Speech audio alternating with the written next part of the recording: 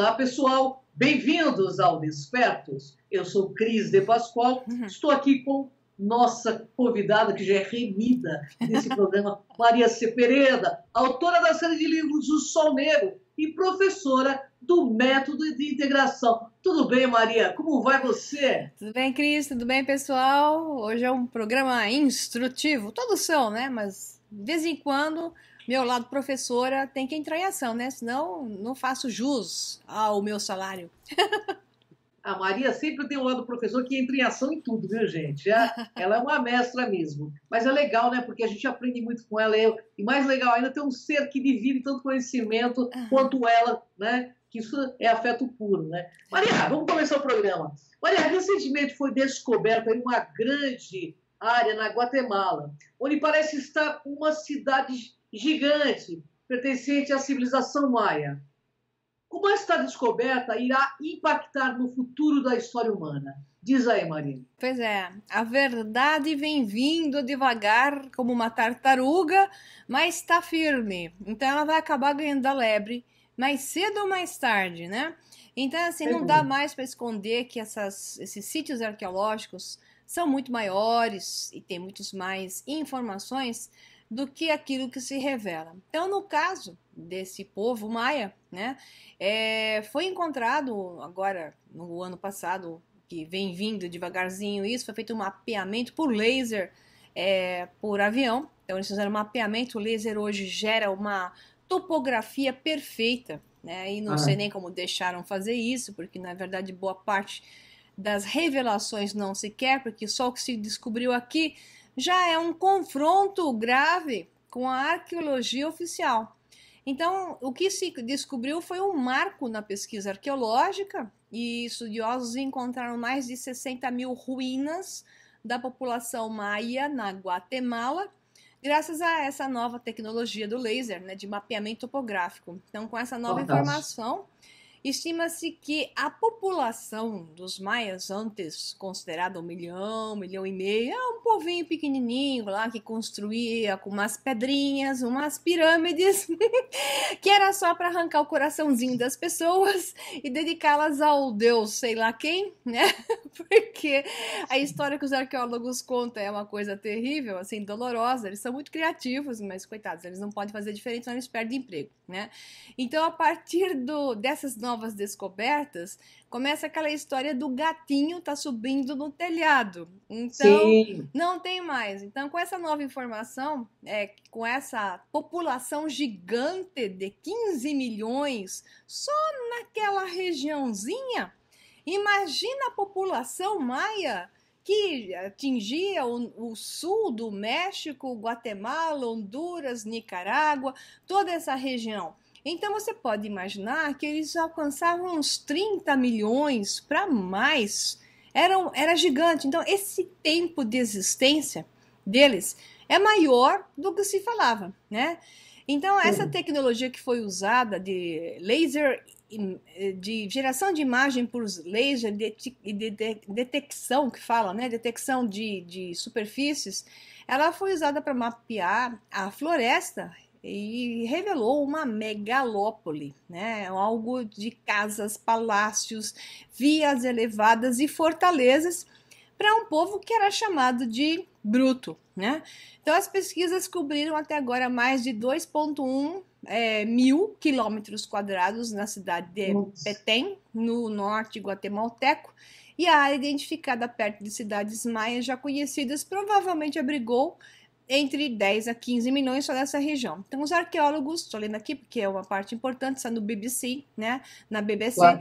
Arqueólogos acreditam que a tecnologia de ponta vai mudar a forma como o mundo enxerga a antiga civilização centro-americana, e não só, né? Outras já estão sendo mapeadas também na Ásia, que é muito importante, a correlata desta civilização, diga-se de passagem, que eu chamo de os construtores de pirâmides, que estão no mundo inteiro e faziam parte de uma mesma civilização, né? Essa é a bagunça na cabeça dos arqueólogos, que acham que essas civilizações não se correlacionavam, quando na verdade faziam parte de uma mesma civilização em comum, que ficou um pouco diferente só porque foram colocados em áreas distintas para se desenvolverem naturalmente. Os deuses criadores, vamos dizer assim, os colocou em áreas diferentes para que cada um se expressasse de uma maneira. Mas você encontra neles todos uma religião em comum, uma construção, a parte toda construção em comum, conhecimento astronômico, astrológico, medicina, em comum, né? Então, eles, obviamente, tinham professores em comum. E isso é o que vai surgir mais para frente, quando a coisa não puder mais ser evitada. Então, tem o professor da antropologia da Universidade Brown, nos Estados Unidos, arqueologia e antropologia, ele disse assim: acho que será um dos grandes avanços em mais de 150 anos de pesquisa arqueológica maia, né? Disse ele à BBC em entrevista. Aí ele disse assim: quando vi as imagens, fiquei com lágrimas nos olhos. Não sei se é porque ele pensou que ia perder o emprego ou se ele pensou que é uma chance para rever os livros e começar a escrever tudo de novo. E aí ele vai ter que escrever muito, né? Então, pode ser que ele ficou emocionado que ele não vai perder o emprego. Então, a emoção se deve aos indicativos de que os maias faziam parte de uma civilização de avanços equivalentes à época aos vistos em culturas tidas como sofisticadas, como a Grécia Antiga e da China. Não, os maias eram mais conhecedores do que esses, né? Então, tudo virou de cabeça para baixo, diz o arqueólogo Thomas Garrison, do Ithaca College dos Estados Unidos, e parte do consórcio de pesquisadores envolvidos no estudo. Então, ele acredita que a escala e a densidade da população maia vinha sendo bastante subestimada e pode ser, na verdade, 3 ou 4 vezes maior do que pensavam. Não, eles pensavam que era 1,5 milhão, gente. Agora está para 15. É 10 vezes a mais. Uma diferença grotesca, né? Isso. Não. A civilização maia, vou dar aqui a minha aulinha que precisa, né? Então, a civilização maia teve o seu auge, supostamente pelos arqueólogos convencionais, há 1.500 anos, ocupava uma área estimada em 2 vezes maior do que a Inglaterra medieval e abrigava uma população que até hoje se calculava quando se extrapolava, de 1,5 milhão da Guatemala a um total, pegando o México, de 5 milhões. Então, com os novos dados, já não é insensato pensar que pode passar até de 15 milhões. Então, os arqueólogos também se surpreenderam com incríveis estruturas defensivas da megalópole recém-descoberta, como muralhas e fortalezas, que mostram que os maias investiam mais recursos em defesa do que se imaginava. Eles estão esquecendo aí que antes dos maias vieram os toltecas, né? Então, assim, nessa reportagem tá interessante, porque parece que os maias são que nem os incas, né? Então, os incas do Peru, pessoal, tudo foram os incas. Aqui nessa reportagem, esse é o erro, outro erro clássico dos arqueólogos, tudo foram os maias. Peraí, tinha um povo antes deles, os toltecas, que eram extremamente avançados, com crânios alongados, né?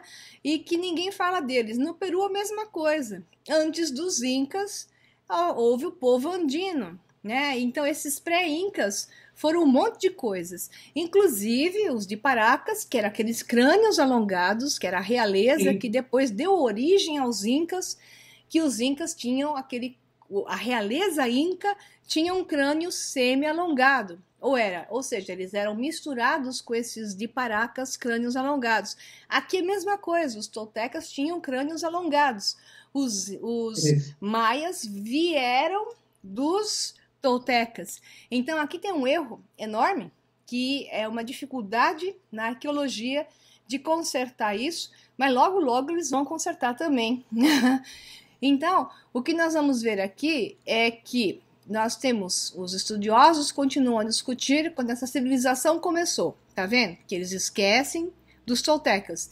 Descoberta, aliás, alguns colocam que os toltecas vieram depois, que é uma coisa dolorosa. Então, descobertas de ocupação maia em Cuejo, no Belize, né, foram datadas de cerca de 2.600 anos antes de Cristo. Isso já é uma coisa que quebra essa história de 1.500 anos, através da datação por carbono. Então, o calendário maia, que se baseia no chamado calendário de contagem longa mesoamericano, começa em uma data equivalente a 11 de agosto de 3114 a.C. Essa é a data. Então, essa é a data onde eles foram colocados ali, ou onde se começou a trabalhar geneticamente o desenvolvimento através de uma matriz primária, que podiam ser os toltecas, né?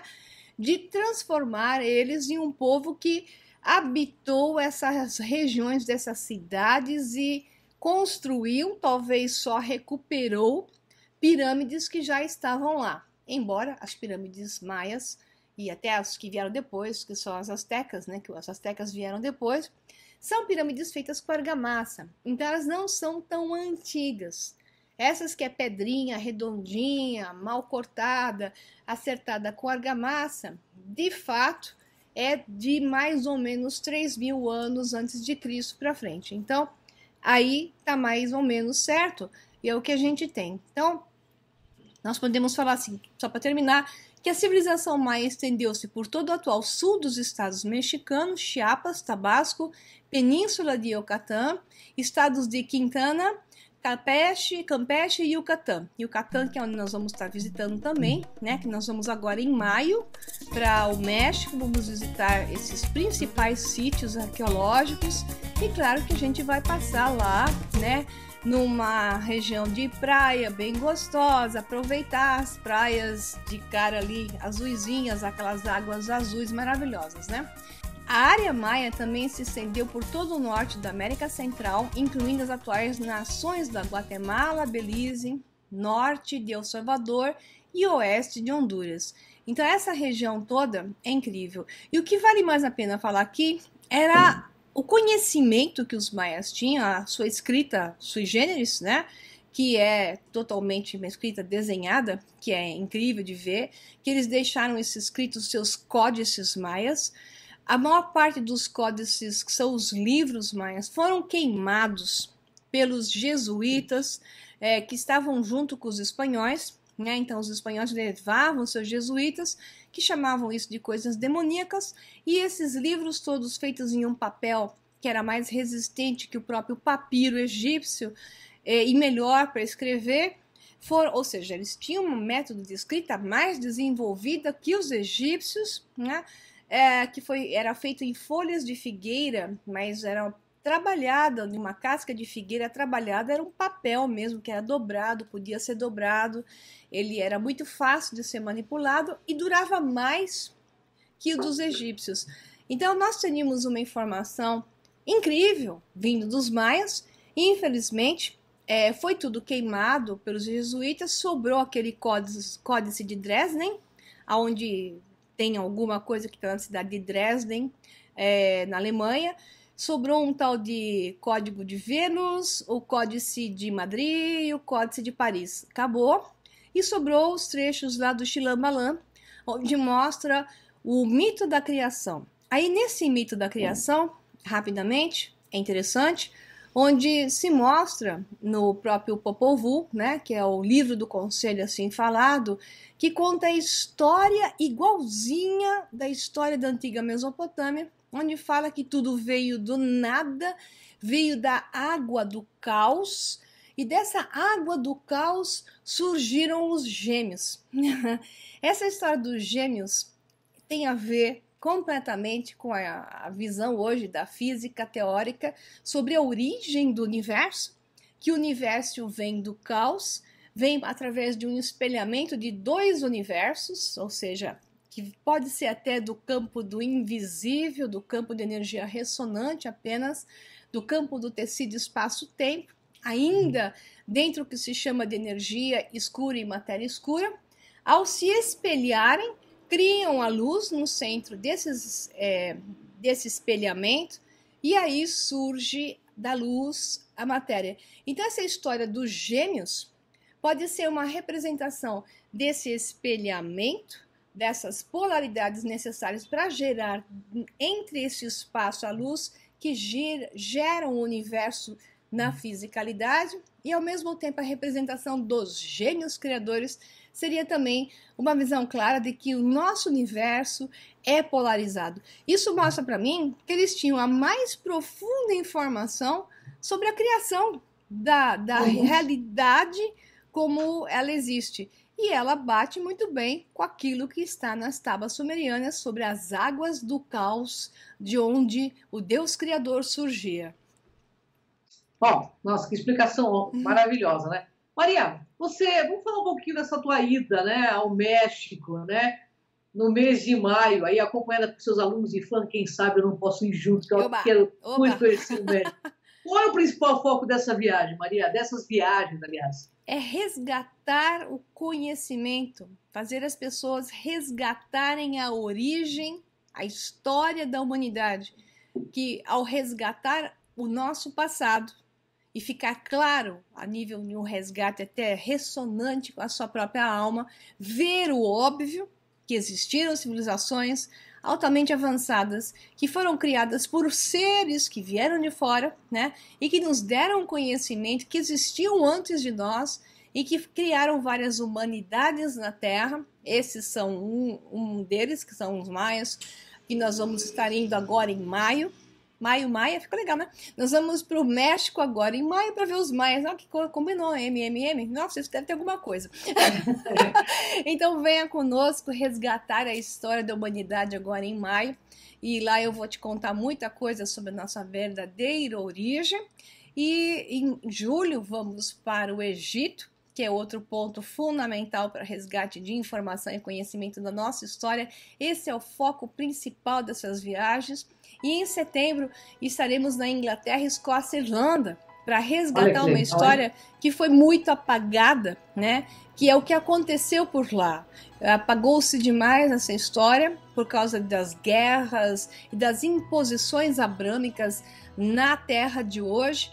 Se apagou a história de um passado que é até mais remoto do que esse aqui dos maias e dos próprios egípcios, que existiu antes do grande dilúvio e que tem que ser resgatado para que a nossa alma se reconecte a mais daquilo que fomos e nos dê condição de enxergar para onde ir. Porque se você não sabe de onde você veio, como é que você vai saber para onde você vai?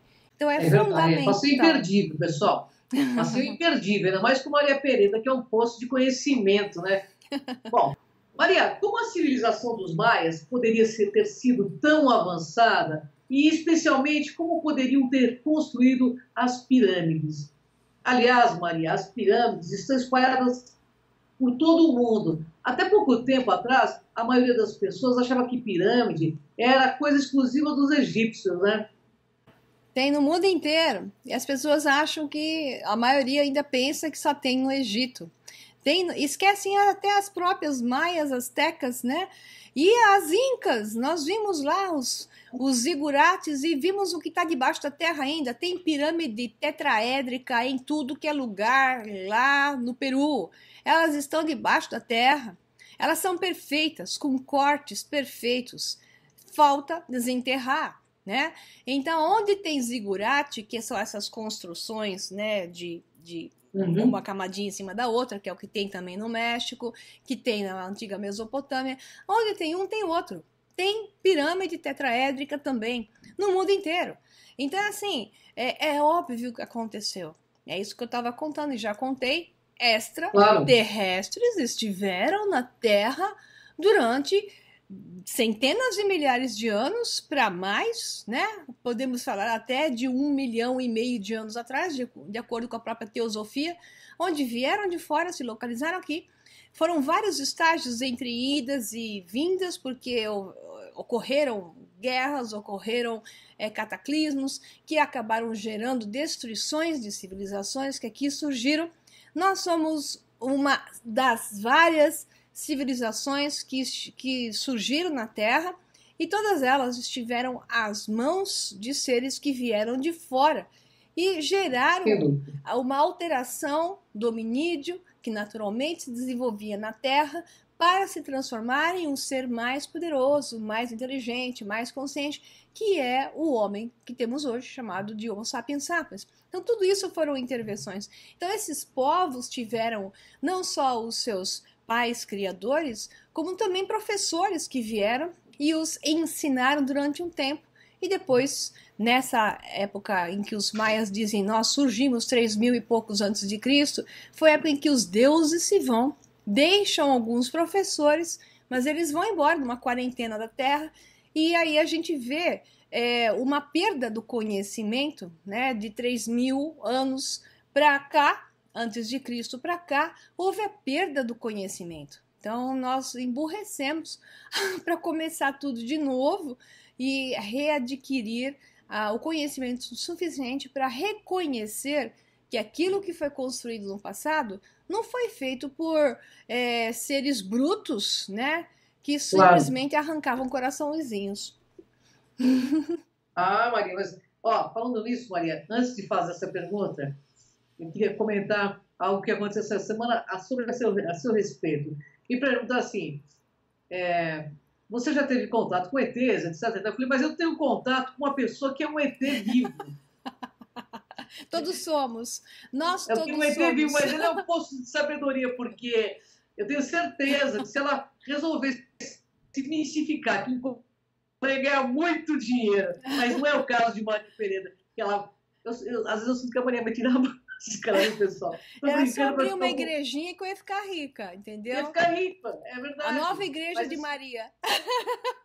Igreja de Maria. Mas assim, com todo esse conhecimento, você estaria aí pareando com essas grandes corporações, essas instituições enormes aí. Acho que não, porque esses aí eles não só abrem uma igreja, eles assaltam, né? Eles assaltam. Então, não é só abrir a portinha da igreja, é assaltar também. Teria que ter uma falta de cosmoética enorme, né, para estar nisso. Não é o seu caso. Não é o meu caso. Bom, Maria, desculpe a brincadeira, mas tem uma coisa sobre os maias e astecas que sempre me intrigou, tá? Como é que, tendo todo aquele conhecimento astronômico, arquitetônico, matemático, etc., eram assim tão monstruosos ao performar sacrifícios humanos constantes, tirando o coração do povo, arrancando e mostrando para a população. Maria, explica isso aí, por favor. O que eu acabei de falar, né? Isso aí aconteceu porque a perda do conhecimento, a perda do contato com os seus professores, a brutalidade típica do homem aflora quando ele está perdido. Então ele precisa de tutores ainda, né, mestres, orientadores, quando ele não se reconectou e sabe quem é. Então esses faziam esses sacrifícios porque não tinha nada a ver aqueles que orientaram e criaram aqueles locais com o que eles se tornaram quando esses seres se foram. Então eles passaram a fazer coisas brutas, animalescas, que é típica ainda da alma evoluída, que ocupa o corpo físico desses seres aqui encadernados, como eu falo na Terra, e faziam isso em nome de trazer os deuses de volta e agradar os deuses. Isso tudo faz parte da perda do conhecimento e da natureza perigosa que faz parte do homem, não só da época dos maias, como ainda hoje. Porque esses rituais macabros continuam existindo dentro de sociedades secretas tenebrosas que existem na humanidade ainda e continuam existindo através de pessoas que são perigosas, que você encontra na rua, desses políticos que são extremamente perigosos, que nos matam de outra maneira, os banqueiros que nos matam de outra maneira, e por aí vai. Então, somos ainda evoluídos, né? Os nossos criadores e professores, parte deles eram evoluídos, parte talvez nem tanto, afinal de contas, para esse DNA que temos, que é uma mistura de vários, ser assim tão bruto ainda? É porque alguns brutos entraram na mistura do DNA que nos deram. Então, somos o reflexo de algo que já existia e, ao mesmo tempo, estamos indo para um caminho de elevação, porque também é o reflexo de algo que também foi nos dado. Então, está no homem a escolha de manter-se sendo um bruto ou se quer despertar e ativar o seu fósforo interior, né? E ativar o seu Lúcifer interior e trazer de volta a luz, elevar-se pela coluna vertebral em direção ao sol superior e saber de fato quem é, transformando-se, tirando esse lado animal e transformando-se em um ser que enxerga mais longe, além de si mesmo, o seu próprio umbigo, enxerga o próximo que está do seu lado, a família, enxerga os vizinhos, enxerga o país, enxerga o planeta, enxerga o universo e o abraça, considerando que eu sou isso também, né? Ah, que bonito, Maria. Bom, gente, a Maria foi até meio poética agora, eu gostei. Porque eu tenho esse meio poético, eu gostei, Maria, gostei. Então, pessoal, o que a Maria falou, eu quero só acrescentar, liberação e vitória em suas jornadas individuais no mundo das formas, né? Eu acho que esse é o nossa grande batalha. As pessoas às vezes falam do Armagedon, né? É a nossa luta com o nosso ego, né? Essa coisa inferior que nos aprisiona. Esse é o verdadeiro Armagedon. Aí você eclode em luz, né?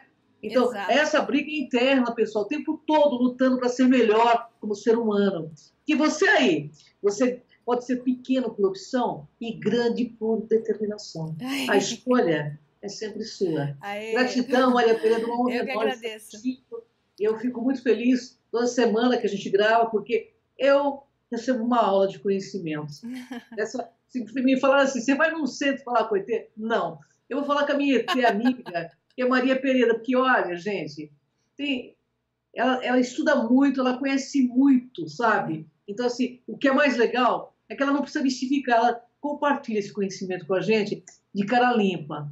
Limpa não, tem maquiagem, pessoal, porque eu não Não, gosto linda também, porque a minha amiga é linda, sabe? Linda, é honesta, é isso que vale nessa vida, porque quanto mais a gente começar a despertar nós mesmos, mais pessoas vão entrar nessa energia, não é, Maria? Com certeza, os ressonantes fazem a sinergia.